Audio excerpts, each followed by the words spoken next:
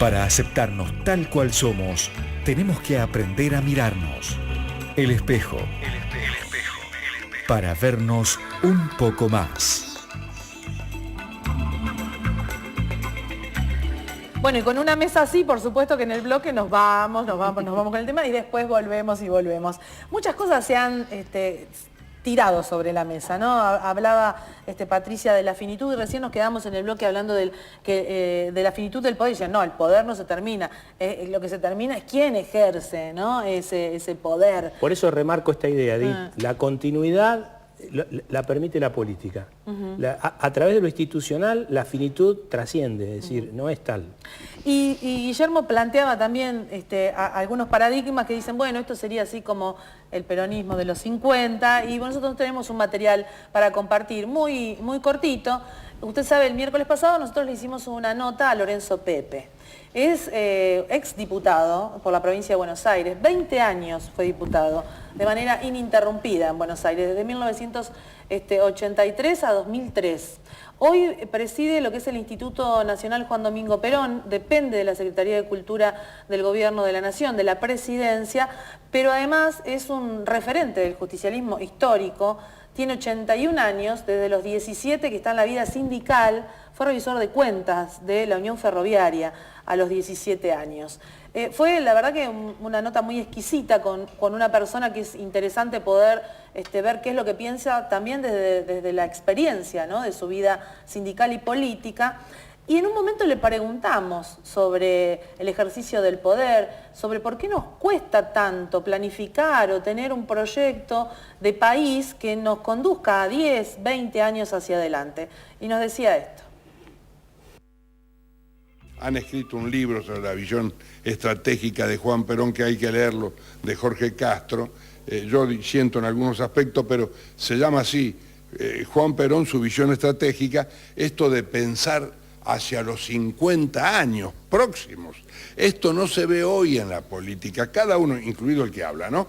Cada uno de los políticos, de las mujeres o hombres que componemos a los sectores políticos, cabalgamos las cuitas del día de hoy a ver cómo resolvemos hoy, y difícilmente sepamos qué pasa mañana. ¿Y esto por qué cree que se produce? No hay preparación suficiente y porque no lo leen lo suficiente a Juan Perón para aprender. Yo me he dedicado desde el Instituto Nacional que presido, en forma honorífica, a editar como ser identidad peronista 10 volúmenes donde están las clases magistrales de Juan Perón, las charlas de Eva en el Partido Peronista Femenino. Todo eso hace un conglomerado de ideas que a cualquier hombre o mujer que quiere iniciarse en la política no le vendría mal leerlos, porque da la base de sustento, sobre todo en la necesidad de tener densidad en el pensamiento y en el planteo, como para que el otro, que puede ser un adversario, termine convencido. Bueno, es una opinión con un contenido ideológico más que identificado y uno puede compartir o no. Patricia me hacía una cara así, pero bueno. No, pero no sabes por qué. Pero no sé por qué. Después te voy a preguntar, pero está bueno. Pero digo, cabalgamos las cuitas del día. No te puedo decir por qué. A ver. Porque me parece que tiene que ver con lo que estamos hablando. O sea, yo tengo así como un radarcito para tratar de pesquisar idealizaciones. Y me parece que de eso es de lo que trato siempre, personalmente, y en general he aprendido que es lo mejor, digo en relación a la salud mental, ¿sí? A tratar de desactivar todo tipo de idealización porque de alguna manera me pierdo de la realidad. Entonces ahí fue donde yo hice así, porque noté como ya que estábamos entrando en una especie de idealización, de la idealización al dogmatismo, del dogmatismo a la cerrazón. Es decir, siento que voy alejándome de la posibilidad de percibir la realidad en toda su enorme y dificilísima complejidad. Y ahí sí está la cuestión del poder, creer que hay una posibilidad de una lectura totalizadora de la realidad. Entonces yo creo que aceptar un poco ser uno más aceptar lo que decíamos recién, lo que decía Guillermo, lo que decías vos, o sea, que uno es parte de algo, también es aceptar todo lo que uno no sabe, no puede, no es cierto. Claro, y lo bueno está en esto, digo, no es idealizar, sino interesante es conocerlo para que uno, bajo su propio criterio, determine qué es lo que le conforma y lo que no tanto, Sí, ¿no? ahora, a mí me parece no como que un precepto, como un mandamiento, ¿no? Ahora, una cuota sana de idealismo, de mito, en términos políticos es muy atractivo. Una cuota, Una muy cuota, bien. Una cuota sana. Una cuota sana, sana. las dos cosas, dije. Una Una pequeña cuota y cuota. que sea sana. Yo voy a jugar un poco con el fútbol para bajar un poco a tierra algunas ideas, porque si no creo que corremos el riesgo de que los televidentes se vayan. Hace no más de un mes... Después volvemos a Pepe, ¿eh? No, Pep, Claro, sí, porque lo tengo ahí adentro esperando. Pep Guardiola, el multi-exitoso ex técnico del Barcelona, dio una conferencia en México y le preguntaron qué tenía que hacer México. Y él dijo, usted tiene que hacer lo que hizo España hace 20 años, soñar que podían ser campeones. Y él dice, hace 20 años atrás, en España nadie se imaginaba que iban a ganar 2 Eurocopa y la Copa del Mundo. Y tiene que haber en términos políticos lo que se llama el mito. Daniel quizá pueda después complementar esta idea, porque el mito habla de un proyecto y de continuidad. Como la política es la continuidad, el mito tiene que ver con esto. ¿Qué nos agrupa como proyecto colectivo, como construcción de ciudadanía? Y digo, me meto en un tema que podemos seguir hablando un poquito más adelante. ¿Qué logramos que nos unifique a todos, como vecinos de Ushuaia, como fueguinos? Porque tiene que haber este sentimiento, porque si no no sentimos pertenencia a un proyecto colectivo de Ushuaia o un proyecto colectivo de Tierra del Fuego, y para que exista pertenencia tiene que haber una serie de condimentos, como en una receta, hay cosas que no pueden faltar, bueno, tiene que haber algún tipo de mito sano, digo, adhiriendo a lo que dice Patricia.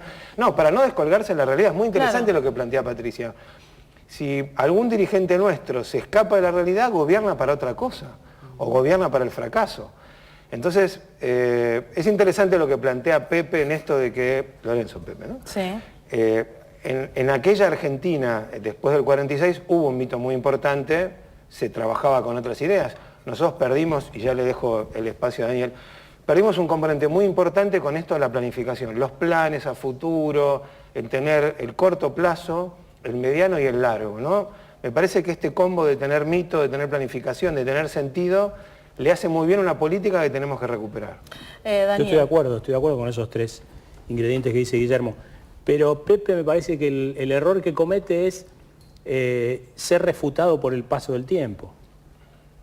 El último libro que escribe Perón es del año 74, ya pasaron más de 40.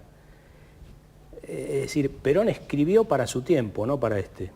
Un tiempo de la complejidad, un tiempo en donde el poder no es control. El poder lo que intenta es tratar de ver que algunas variables no se desmadren, pero nadie puede creer, ni siquiera Estados Unidos, después de lo que pasó con las Torres Gemelas, que el poder implica necesariamente controlar absolutamente la realidad, porque no es así. No es así. No es así. Europa hoy muchos dicen que es como un Titanic sin capitán, que va derechito al iceberg, ¿no? Entonces nadie puede controlar eso de inesperado que tiene la historia. Pero Pepe se olvida que el último libro que escribe Perón es del año 74 y que hoy, tomando lo que dice Guillermo, esto que para algunos es un modelo y para otros no, está construido sobre la base de aquellas cuestiones que Perón empezó a tener en los años 50. Mercado común latinoamericano, integración latinoamericana, y es parte de estos relatos, Claro. de estos relatos de construcción de escenarios de futuro. Ahora, Lorenzo ¿Sí? Pepe, cuando le pregunté, para ver cómo definimos hoy justicialismo, peronismo, kirchnerismo, dijo, es el justicialismo con distintos matices. Son matices. La presidenta nunca renegó de su base justicialista ni de haber de algún modo tenido en cuenta la doctrina peronista. Pero bueno, no es solo esto. Es cómo uno ejerce ese poder y cómo uno fabrica un modelo que, como me quedo con lo que dice Guillermo, hace que la gente lo sienta como propio. Exacto. También. Porque al sentirlo como propio, como necesario, me parece que también la gente sale en defensa de ese proyecto. Y no estar yo únicamente convencida de que esto es lo mejor, que esto que me parece, que hay una suerte como de divorcio, de un convencimiento de un sector de la comunidad sobre algo bueno, pero que no logra convencer al resto que este es el camino por el que tenemos que ir, ¿no? Es un poco esto lo que yo veo en este sentido. Sí, yo pienso que igual se pierde de vista que el liderazgo que hoy identifica, no solo a la presidenta, sino el que identificaba a Kirchner, no era un liderazgo al estilo del carismático Perón. Yo creo que este es un liderazgo, porque el propio tiempo así lo exige, un liderazgo que requiere cuadros, requiere gestión, requiere planeamiento de largo plazo, requiere maniobrar en la complejidad y en la turbulencia de lo que es el mundo de hoy.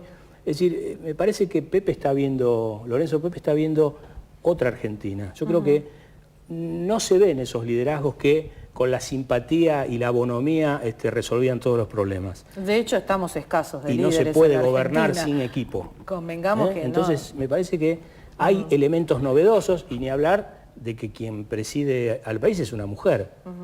Es decir, hay elementos que rompen con esa historia de liderazgo que tiene el peronismo. Nos quedan 2 bloques y vamos a hablar de la provincia, vamos a ir bajando. Estuvimos un poco en la generalidad para introducirnos en este tema. Vamos a hacer otra pausita y volvemos.